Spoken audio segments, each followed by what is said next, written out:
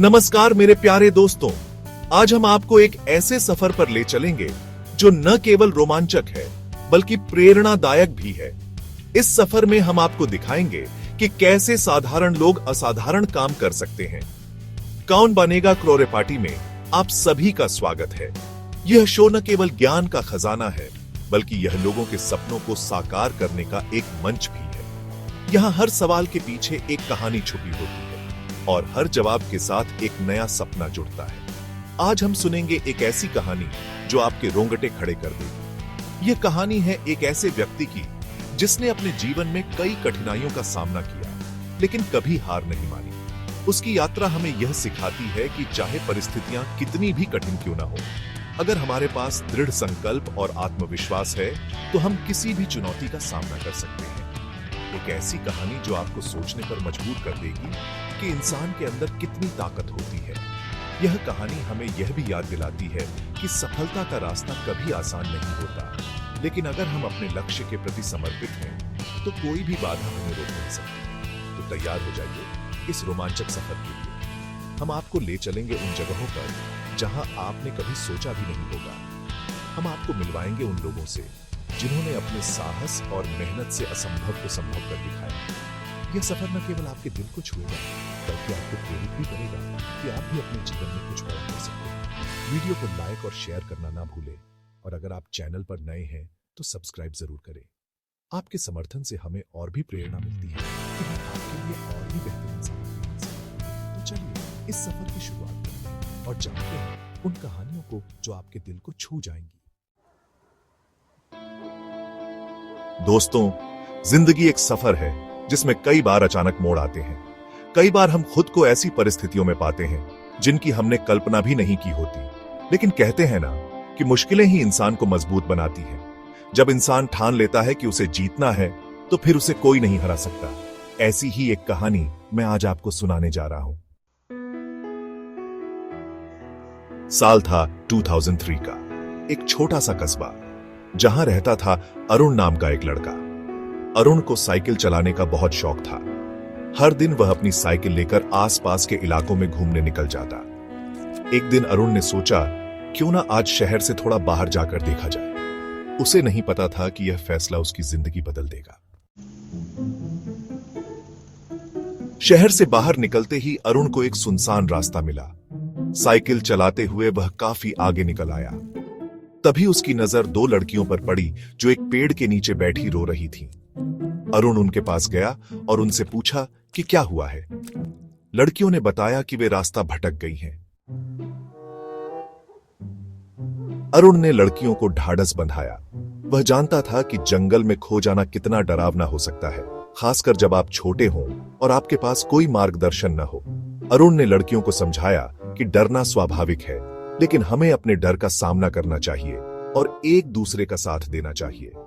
उसने उन्हें यह भी बताया कि वह उनके साथ है और उन्हें सुरक्षित बाहर निकालने के लिए हर संभव प्रयास करेगा और उन्हें रास्ता दिखाने का वादा किया। उसने उन्हें बताया कि जंगल में रास्ता ढूंढना मुश्किल हो सकता है, लेकिन अगर हम ध्यान से देखें और एक दूसरे की मदद करें तो हम सही रास्ता पा सकते हैं। अरुण ने लड़कियों को यह भी सिखाया कि जंगल में कैसे निशान पहचाने और किस तरह से पेड़ों और पत्थरों का उपयोग करके रास्ता ढूंढा जा सकता है। वह उन्हें लेकर वापस उस जगह पर आ गया जहां से रास्ता दो भागों में बंट रहा था। अरुण ने लड़कियों से पूछा कि क्या उन्हें कुछ याद आ रहा है। लड़कियों ने चारों ओर देखा और कुछ देर सोचने के बाद एक दिशा की ओर इशारा किया। उन्होंने कहा कि उन्हें लगता है कि वे इस रास्ते से पहले भी गुजरे हैं। जहां से रास्ता दो भागों में बंट रहा था, अरुण ने दोनों रास्तों को ध्यान से देखा और सोचा कि कौन सा रास्ता सही हो सकता है।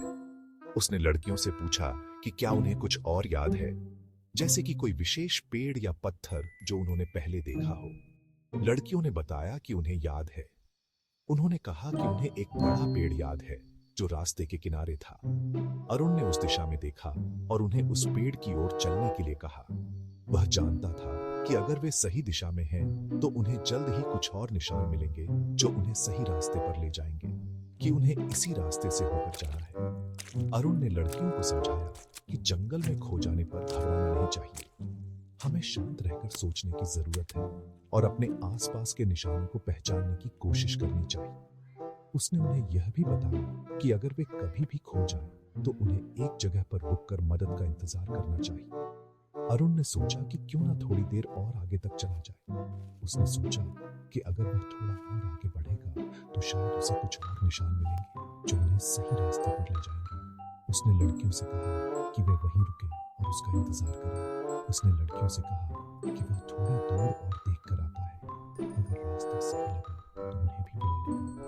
अरुण ने लड़कियों को समझाया कि अगर वह सही रास्ता ढूंढ लेता है तो वह उन्हें बुला लेगा और वे सभी सुरक्षित बाहर निकल जाएंगे। उसने उन्हें यह भी बताया कि अगर वह वापस नहीं आता तो उन्हें वहीं रुककर मदद का इंतजार करना चाहिए।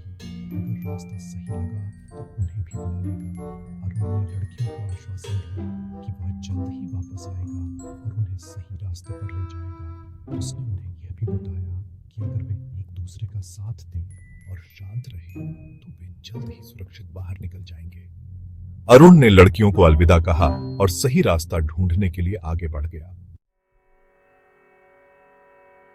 सेक्शन 6 फंस गया हाथ, खतरे की घंटी। अरुण आगे बढ़ा, लेकिन रास्ता और भी सुनसान होता जा रहा था। चारों ओर सन्नाटा था और दूर दूर तक कोई इंसान नजर नहीं आ रहा था। अरुण को थोड़ा डर भी लग रहा था, लेकिन उसने हिम्मत नहीं हारी और आगे बढ़ता रहा। उसे उम्मीद थी कि जल्द ही उसे कोई रास्ता मिल जाएगा। इतने में उसकी नजर दो बड़ी बड़ी चट्टानों के बीच एक संकरे रास्ते पर पड़ी। रास्ता बहुत ही तंग था, लेकिन अरुण को लगा कि शायद यही सही रास्ता हो सकता है। उसने सोचा कि अगर वह इस रास्ते से निकल गया तो शायद उसे कोई और रास्ता मिल जाए। उसने सोचा कि शायद यहीं से रास्ता जाता होगा। उसने अपने मन में हिम्मत जुटाई और उस संकरे रास्ते पर चलने का फैसला किया। रास्ता बहुत ही मुश्किल था, लेकिन अरुण ने हार नहीं मानी। वह धीरे धीरे आगे बढ़ता रहा। वह अपनी साइकिल चट्टानों के बीच से निकालने लगा, लेकिन रास्ता इतना तंग था कि उसे बहुत मुश्किल हो रही थी। उसने अपनी पूरी ताकत लगाई और साइकिल को धीरे धीरे आगे बढ़ाने लगा। चट्टानों के बीच से साइकिल निकालना बहुत ही चुनौतीपूर्ण था।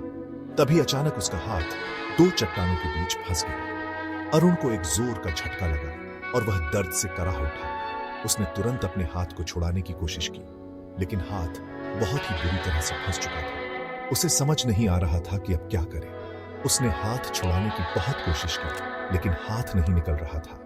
अरुण ने अपनी पूरी ताकत लगा दी, लेकिन चट्टानों ने उसके हाथ को बहुत ही मजबूती से पकड़ रखा था। वह दर्द से कराह रहा था और उसकी आंखों में आंसू आ गए थे। उसने चारों ओर देखा, लेकिन कोई मदद के लिए नहीं था। अरुण ने सोचा कि अगर वह यहां से नहीं निकला तो उसकी हालत और भी खराब हो सकती है।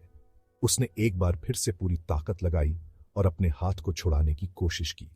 इस बार उसे थोड़ा सा हाथ हिलाने में कामयाबी मिली, लेकिन अभी भी उसका हाथ पूरी तरह से नहीं निकला था।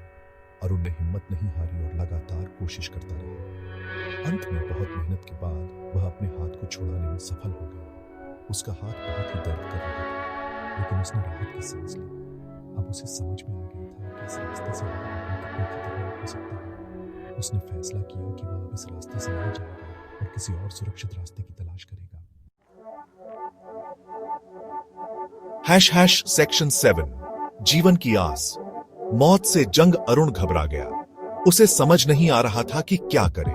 धूप तेज होती जा रही थी और उसका गला सूख रहा था। उसने चिल्लाकर मदद मांगी, लेकिन वहां कोई नहीं था। समय बीतता गया, लेकिन अरुण का हाथ अब तक फंसा हुआ था। उसे अपनी हिम्मत टूटती हुई महसूस हो रही थी। सेक्शन 8 आखिरकार चमत्कार। अचानक अरुण को याद आया कि उसके पास उसकी पानी की बोतल है। उसने बड़ी मुश्किल से बोतल को अपने मुंह तक पहुंचाया और थोड़ा पानी पिया। पानी पीकर उसे थोड़ी हिम्मत आई। उसने फिर से हाथ छुड़ाने की कोशिश की और इस बार चमत्कार, उसका हाथ चट्टानों के बीच से निकल गया। सेक्शन 9 कभी हार ना माने। दोस्तों, अरुण की कहानी हमें सिखाती है कि मुश्किल से मुश्किल घड़ी में भी हमें हिम्मत नहीं हारनी चाहिए। अगर हम ठान लें तो हम किसी भी मुश्किल का सामना कर सकते हैं। तो अगली बार जब आप खुद को किसी मुश्किल में पाएं तो याद रखिएगा अरुण की कहानी और हार मत मानिएगा, क्योंकि जहां चाह होती है वहां राह जरूर होती है।